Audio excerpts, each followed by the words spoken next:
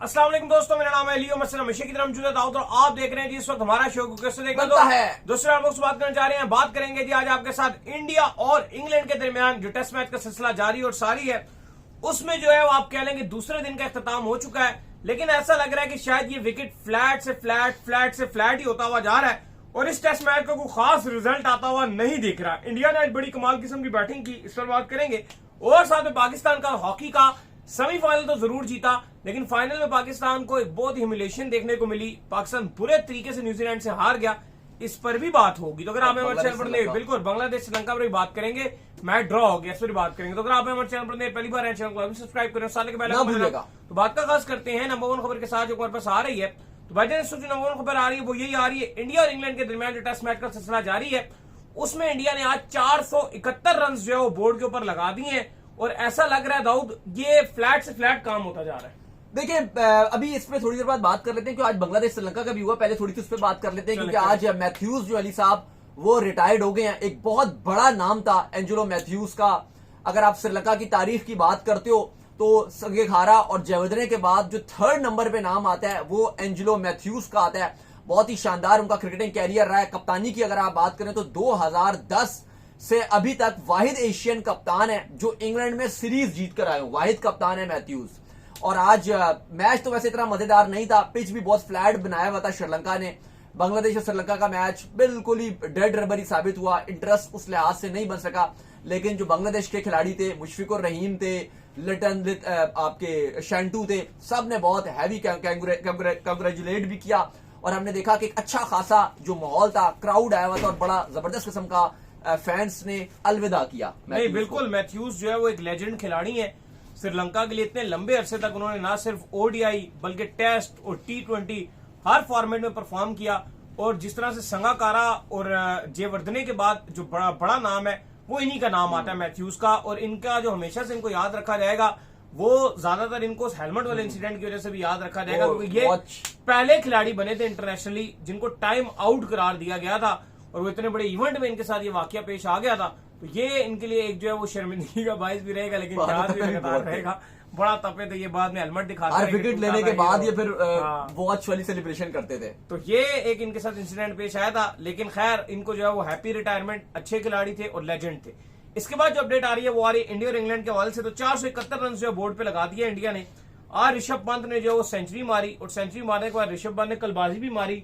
तो जो उनको एक कहा गया था सुनील गावस्कर की तरफ से स्टूपिड, आज जो वो स्टूपिड को जो बदल दिया गया। सचिन तेंदुलकर आए थे। हाँ। सचिन तेंदुलकर ने कहा है ऋषभ पंत को, उन्होंने कहा है कि इनकी सेलिब्रेशन भी उतनी इंटरटेनिंग है जितनी कि इनकी बैटिंग। बिल्कुल, तो गावस्कर ने जो स्टूपिड कहा था उसके बदले में उनका सुपर जो है कहा उन्होंने। तो ये बहुत ही शानदार किस्म का, कहते हैं ना कि जो तनकीद की गई थी उसको जिस तरीके से जो उसको रुख को बदला, तो मजा आया आज इनकी बैटिंग देखकर। लेकिन 471 रन के मुकाबले में इंग्लैंड जब बैटिंग करने के लिए तो इंग्लैंड की एक ही स्ट्रेटजी रहती है भाई, जब वो पाकिस्तान में भी खेल रहे थे अगर उनको फ्लैट विकेट मिल जाती है ना तो वो छोड़ते नहीं है, फिर वो मारते हैं। और वही हुआ, जैक क्रॉली तो जल्दी आउट हो गए, लेकिन बेन डेकेट का 62, ओली पॉप का 86, ऐसा लग रहा है ओडीआई की तरह पीटा इन्होंने। तो नहीं देखो, हकीकत बात यह है कि आज इवन रूट तो बड़ा स्लो खेलते रहे सॉरी, लेकिन ओली पॉप ने कमाल कर दिया भाई। उन्होंने जिस तरह से बैटिंग की और इंग्लैंड को एक बार वापसी करवा दिया।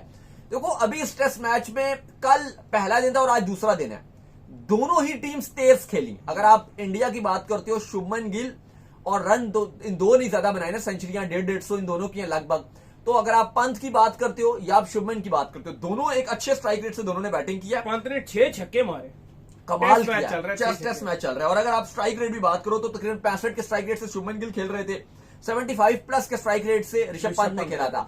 अनफॉर्चुनेट रहा कि जो 2 नए खिलाड़ी थे, एक साई सुदर्शन, वो कल ही 0 पे आउट हो गए थे और करण नायर से उम्मीदें थी कि चलो आप प्लेटफॉर्म सेट है कुछ अच्छा कर जाएंगे, लेकिन वो भी 0 पर आउट हुए।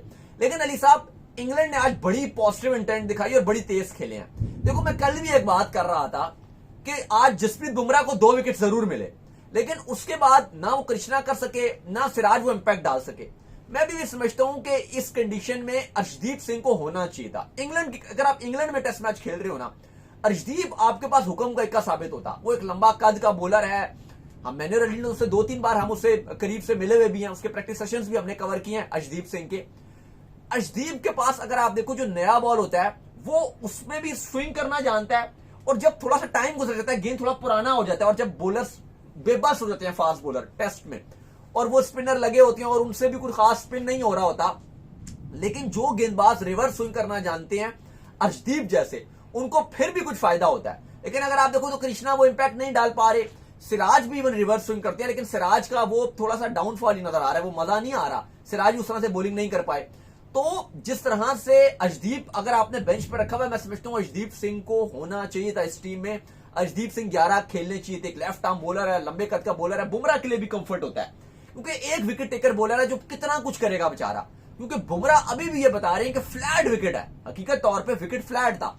इंडिया ने भी एक अच्छा बोर्ड पे टोटल लगाया, फिर इंग्लैंड भी क्योंकि लीड से धूप निकल आई, मौसम जिस तरह का था, पिच भी उतनी अच्छी नहीं थी। इवन माइकल वॉन ने बड़ा क्रिटिसाइज किया था कल इंग्लैंड टीम को, उन्होंने कहा आपने बैटिंग कैसे दे दी, एक तो नया कप्तान है शुभमन गिल, आपने प्रॉपर मौका दिया उसको कि भाई जाओ और जाके खेलो, उन्होंने अपनी टीम को बड़ा क्रिटिसाइज किया था।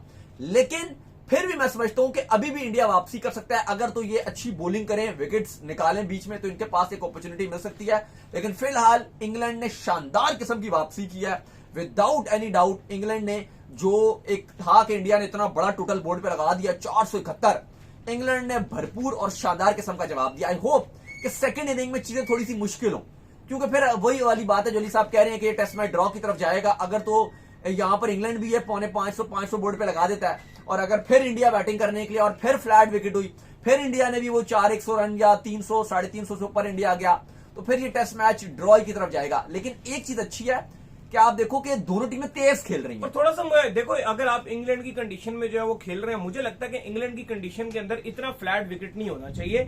अभी रिसेंटली जो है WTC का फाइनल हुआ और मजा आया यार देख के, मतलब विकेट पे विकेट गिर रहे थे। अगर किसी ने मार्करम ने सेंचुरी मारी या वो भौमा जो हमारे बड़े फेवरेट भी हैं, उन्होंने अगर जो वो खेला तो पता चला कि यार उन्होंने नॉक खेली, उन्होंने सब्र किया। टेस्ट क्रिकेट में जब जब फ्लैट कंडीशन आती है तो वो ऐसी फ्लैट कंडीशन तो हमें पाकिस्तान में देखने को मिलती थी, वो जो पहले हमसे विकेट नहीं पहले इंडिया में भी होती थी, अब इंडिया टर्नर बनाते हैं, बिल्कुल, और पाकिस्तान में भी पहले होती थी, अब तो पाकिस्तान में भी खैर खत्म हो गई है। तो मुझे लगता है कि यार आपको ज्यादा से ज्यादा जो है टफ कंडीशन टेस्ट में देनी चाहिए। अभी हम बात कर रहे थे कि श्रीलंका का और बांग्लादेश का टेस्ट मैच था, उसको क्यों मजा नहीं आया, क्योंकि टेस्ट मैच क्योंकि 700 रन बन रहे हैं, 600 रन, 400 उन्होंने 400 प्लस बनाया, वो श्रीलंका ने भी 400 प्लस बनाया, फिर बांग्लादेश ने भी ठीक ठाक बैटिंग की, वो नहीं मजा आता। हाँ, लेकिन ये लीड्स का विकेट थोड़ा सा कहा जा रहा है कि आखिरी जो 2 दिन होंगे वहां पे चीजें बदलेंगी और मुश्किल होगा। बदले कल भी कहा जा रहा है नहीं होगा, लेकिन परसों और तरसों कहा जा रहा है कि जो डे 4 डे 5 इंडिया ने तो जो बॉलिंग की तो ओवरकास्ट कंडीशन थी, उसका भी इंडिया ने फायदा नहीं उठाया उस तरह से ओवरकास्ट कंडीशन का, जैसे उनको फायदा होना चाहिए था उस तरह से फायदा वो उठा नहीं सके। खैर दूसरी तरफ दाऊद साहब, हॉकी का कल जो है बड़ी हमने छलांगे मारी कि पाकिस्तान जो है सेमीफाइनल जीत गया था, और हमें लगा कि पाकिस्तान जो है शायद न्यूजीलैंड को फाइनल भी हरा दे। लेकिन वहीं जब हमारा जो है तगड़ी टीम से मैच हुआ तो सारे धागे खुल गए और फाइनल चैनल बढ़ गया भाई। देखिए बहुत ही हार्ट ब्रोकन था आज पाकिस्तानी फैंस के लिए, क्योंकि वैसे तो हमें बाकी क्रिकेट के अलावा बाकी स्पोर्ट्स में कोई खुशी नहीं मिलती, काफी टाइम से तो खैर क्रिकेट में भी कोई खुशी नहीं थी, लेकिन फिर भी वो एक देखी जाने वाला स्पोर्ट्स है। तो बाकी हॉकी को तो हमारा नेशनल खेल है, कौमी खेल है, लेकिन हमने उसको बिल्कुल ही छोड़ दिया। लेकिन कल जैसे पाकिस्तान ने फ्रांस को पेनल्टी कॉर्नर्स में हराया तो एकदम से एक हाइप बन गई थी कि यार हमारी हॉकी की टीम भी कुछ कर सकती है, उम्मीदें आ गई। कोलालमपुर मलेशिया में FIH नेशन कप खेला जा रहा था, लेकिन जो सबसे ज्यादा डिसअपॉइंटमेंट देखने को मिली वो ये मिली कि आज न्यूजीलैंड ने फाइनल में पाकिस्तान को 6-2 से हराया है, 6-2 से। बहुत बड़ी ये हार है 6-2 की।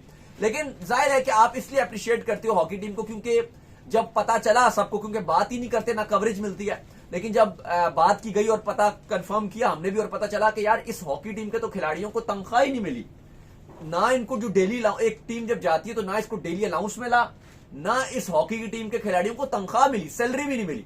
तो अगर ये बेचारे बगैर सैलरी के खेल रहे हैं, गेम कर गए, इतनी अच्छी गेम कर रहे हैं, तो फिर तो आपको अप्रिशिएट करना चाहिए। जैसे जैवलिन थ्रो में हमारे अरशद नदीम थे, हम यही बात करते थे कि वो बेचारे को तो कोई सहूलत नहीं है, कोई सपोर्ट नहीं है, एक गांव का लड़का आके जिस तरह से फैसिलिटेट होके एक आके इतना बड़ा मेडल, गोल्ड मेडल जीत गया, तो एक बड़ी ऑनर की बात थी।